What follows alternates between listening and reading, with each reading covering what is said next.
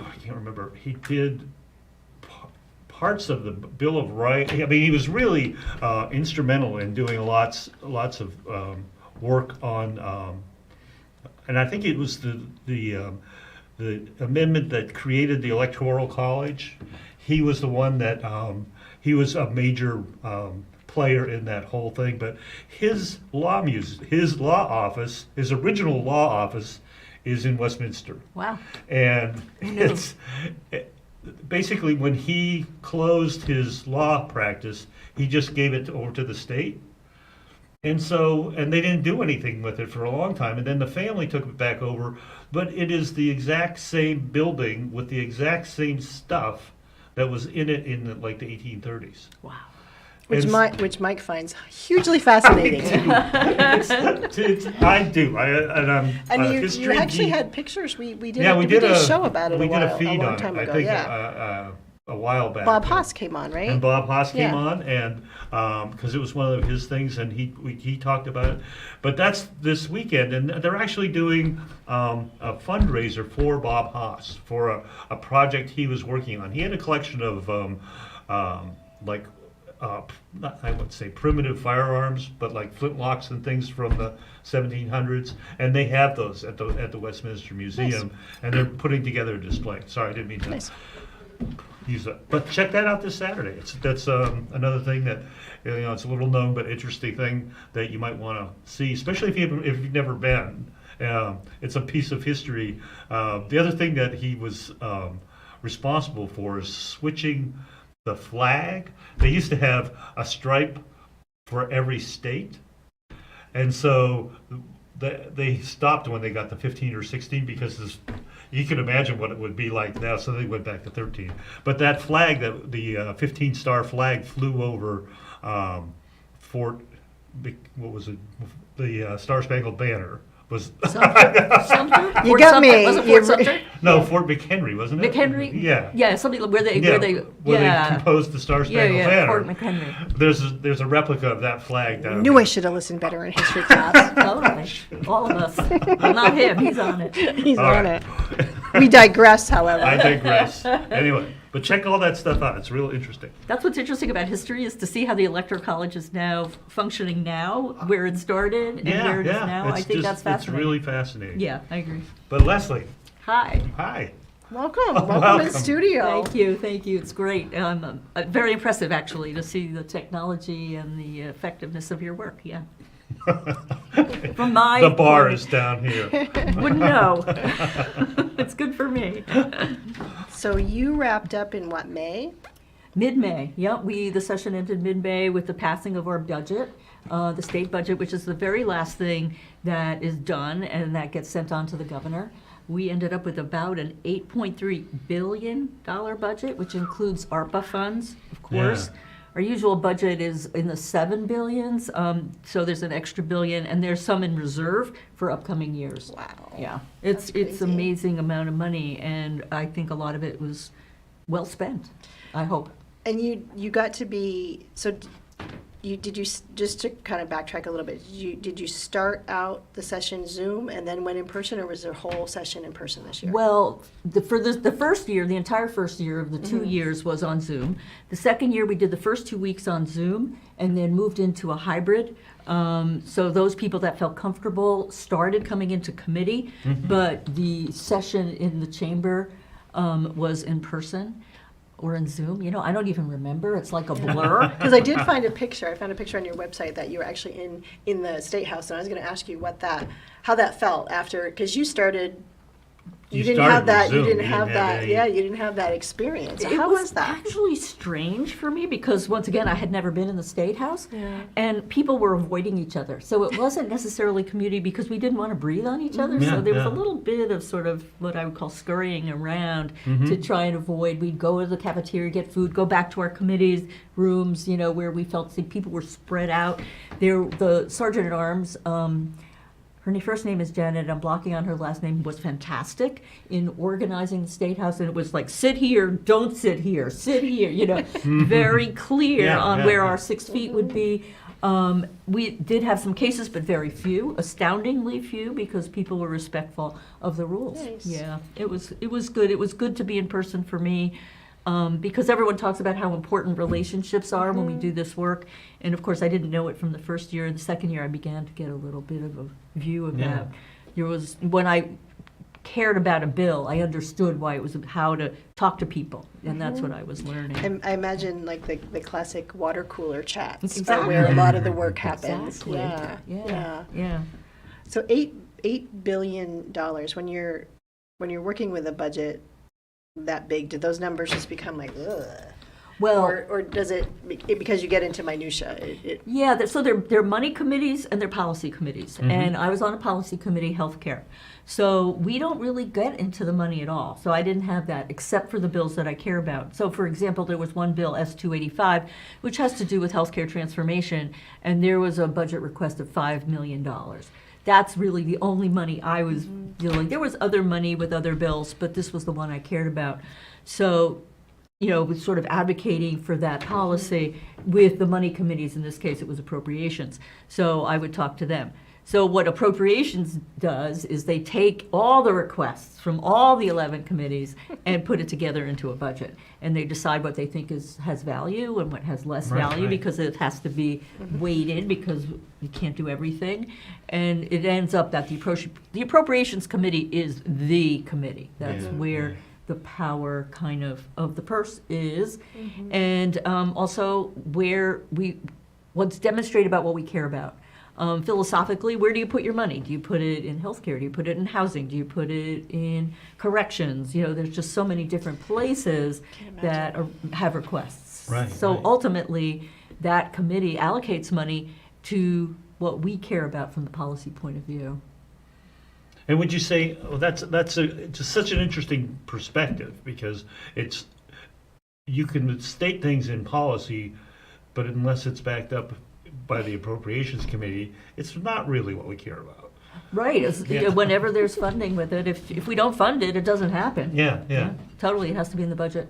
Wow. We have an opportunity to revise the budget. This was, of course, new learning for me, called the Budget Adjustment Act, and that happens at the beginning of every year. So they look at the budget, so it starts July 1st, the new budget. So then in January, we look at the budget we passed. What did we miss? What do we need to add? Okay. What can be readjusted? So that happens right away Right. with the current budget. And Well, that's then good. Right after that's done is the next budget. Oh my gosh. Oh, it's Right. unbelievable. Yeah. Shocking. So, just generally, without going into too much detail, what would you say Vermont cares about? When you look at the budget, and when you've seen where the money has flowed, what comes out to you? Well, I will just say that something like $99 million was put into workforce development. We put a huge amount into workforce across the whole workforce. It was in trades. It was in nursing, particularly because of our nursing workforce shortage, bad thing. And there are a lot of reasons for that. So that had to be really broken down into detail. Surprisingly, what we learned, and this part of it came out of healthcare, was there aren't enough nursing faculty. Why isn't there enough nursing faculty? Because they don't get paid enough. So that nurses rather work clinically than teach. Yeah, because that of the makes sense, salary yeah. disparity is huge. So putting in forgivable loans and salary supports. There's some interesting programs, I think it's at Copley Hospital up north, where they're taking people that already work there and try to upskill them. So you might take a nurse's aide and support them so that they can become an RN. It's Oh, wow, fantastic. that's a great program. idea. Fantastic program. So how to spread that throughout the state. So looking at what's working across the state in that kind of thing, and then funding it. That's great, because why start, somebody totally novice, right, versus someone that kind of knows a little bit about the system? I would say in the end, it's probably a lot less education. Yeah, because, they come in with the vocabulary. Right, You right, don't need right. to start from scratch. So it's a really good program. Yeah, that was one of my favorites. The nursing faculty thing was great. It was a lot of support for VTC and then there's this whole simulation lab for nurses. There's a whole lot of different places where there's we stuff wanted to like that support that nowadays. workforce. So that was cool. What else? Climate. A lot of money going into that. Sort of in Vermont, our biggest contribution to global climate change is transportation, which is trying to move from fossil fuel to electric vehicles and getting that done, and then our heating systems. Yes. So weatherization is huge. I Mhm. love weatherization because it doesn't, change a lot except support people who don't have Right, right. sort of tight housing. So it adds less carbon to the air. It reduces their costs. So programs like that Yeah, in the climate world. What about housing? Yeah, housing. Housing is so complicated. It So- is. oh. It's like this big catch-22 situation that we have here in the state. Yeah. I mean, there's some bills, and every committee goes into each bill in this total depth. So my arena is healthcare. So the housing bills there were many, and they were complex, and I don't even know necessarily which ended up out. The governor vetoed some, and how that affected Yeah, things right. is a little bit unclear.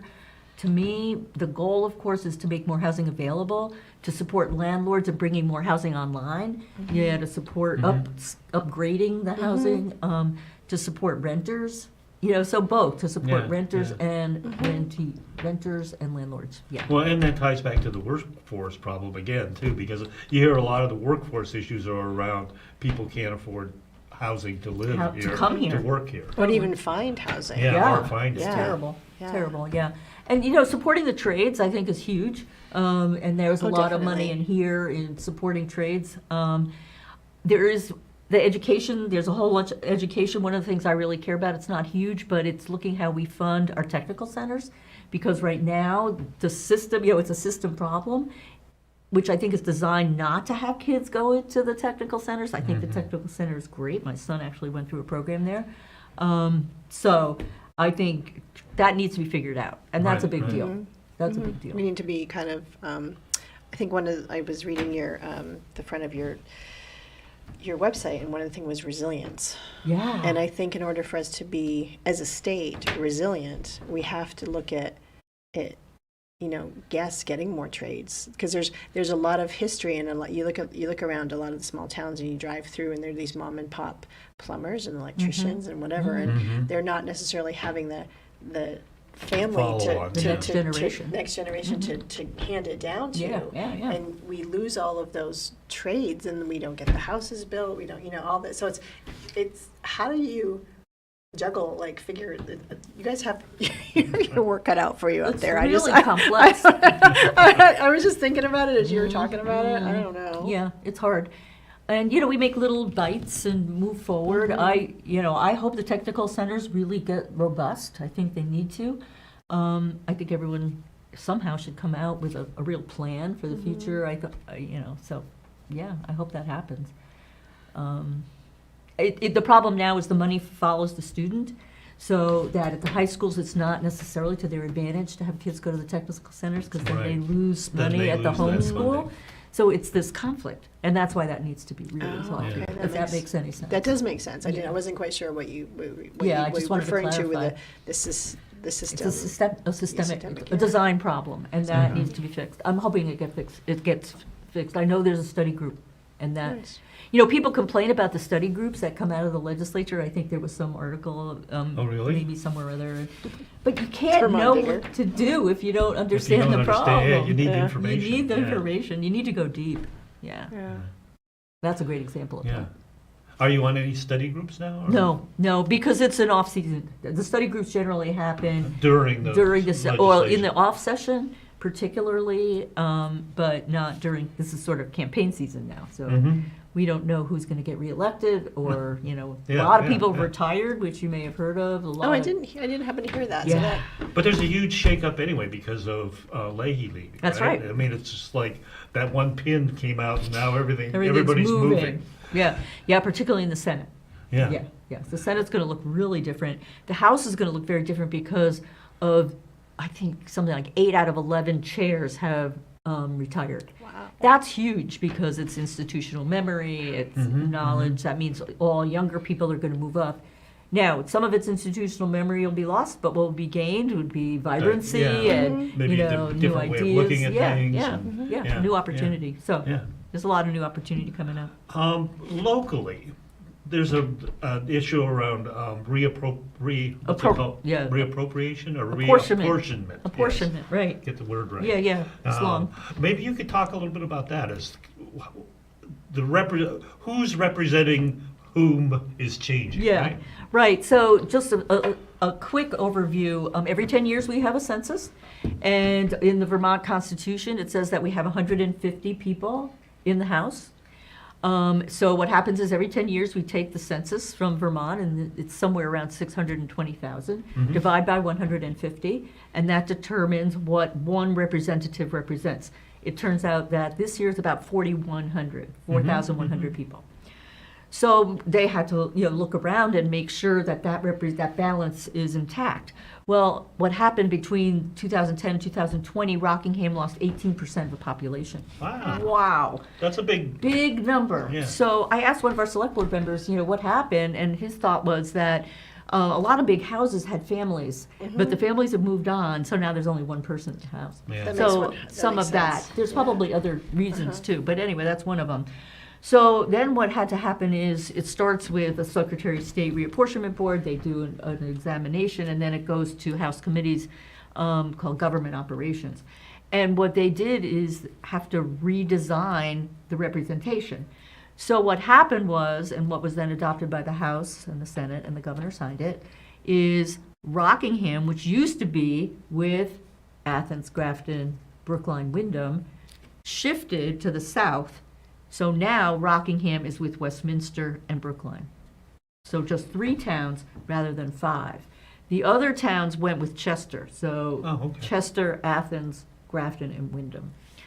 So for Rockingham now, there's still 2 representatives, which I'm happy about, because the original plan, and it went through our Board of Civil Authority, was going to be 1 person, 1 town, 1 town, 1 representative.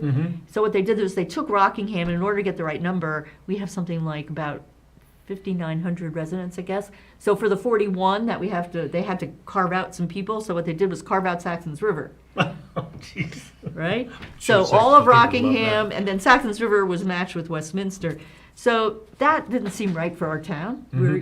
Saxon's fit, River is yeah. a real, part of Rockingham. So luckily, and I was happy, House Government Operations created the new district of all of Rockingham, all of Westminster, and Brookline with 2 representatives. So right now we have a primary going on. We're in primary season. I'm running in the primary as a Democrat. Michelle Boslun, who is now currently representing Westminster along with Putney and Dummerston. So that's a little domino. It's like, I was Yeah. gonna say it's like a shell game. Yeah, exactly. A little dominoes going on here. So Michelle Boslun is also a Democrat, and she is also running to represent Westminster, Rockingham, and Brookline. We do not have at this point a primary challenge, but there is a challenge in the general. So there'll be 2 Democrats in the general, 2 Republicans in the general, and then there could be independents or other people step up. Yeah, So yeah. that's where we stand at this Wow. point. Is that logical? Does that make sense? It does. does. I have to like kind of Yeah, ask me we a almost question. should get a Confusing. graphic and I know. get the map. The map you is know? actually quite interesting. It is available. Yeah, we'll have to look at that. I'm hoping that you'll come back at some point Anytime. and talk about that and, Yeah. and introduce us to your other Happy representative. to, and- happy yeah, to. I yeah. think she does really good work. She's Oh, very good, passionate good, and good. caring. Yeah, if I could say, I think our work sort of is on 2 levels. Our first part is constituent work and really connecting constituents with trying to solve problems, doing the research, sending them to advocates or state government and other legislators who are experts. And then our second work is the policy work, which we've talked about. So those are the 2 balances. I think Michelle is really strong in Okay, caring for her nice. constituents. And I can speak, we're down to just about 2 minutes. I can speak to the constituent work, having reached out to you about some things, and then Leslie was very responsive. So just to speak to that, there's power behind, you putting your money where your mouth is, I should say, that you're saying that, and then I can say that it's true. Yeah. That you're doing that, and that's very helpful. Thank you. I try. I'm not always as successful as I wish. I wanted to do a lot more to help, support But your work. you got the ball rolling. Thank you got you. me starting in the connection. And a lot of Yeah. it's just you have to connect to this person and then this person and then this person. That's sometimes just Yeah, with government. That's the way it works. Yeah. Constant conversation. Yeah. So we have about a minute and a half left. Is there anything any points we didn't get to talk about today that you would like to talk about, or are you doing any of your constituent meetings online? Haven't decided about that. We'll be going door to door for sure. I sort of enjoy the one-on-one or whatever, having conversations. I hope people will be in touch with me, and just keep talking. I hope people vote. I think it's crucial That's really that we step important. up, particularly in November. I care a lot about the Reproductive Liberty Amendment. There are two amendments to the Vermont Constitution that we're going to be voting on in November. One is amending, it's called Proposition 2, sort of removing the word slavery from our Constitution, and the second is reproductive liberty, and I think it's crucial. I think it Given is the too. times that we're in, and I'm proud of Vermont. I'm proud to be a Vermonter. I'm proud of the state legislature, and I hope people step up to vote for that. Yeah. Yeah. Vote is your voice. That's right? the only Vote, way. Vote's your Yeah. voice, right? That's not the slogan. Absolutely. All right.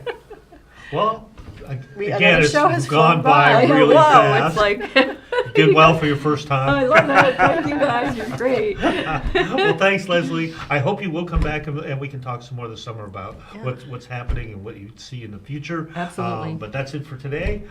See you later, See you Bellas next Falls, and bye for the feed. Bye. Local news, politics, business,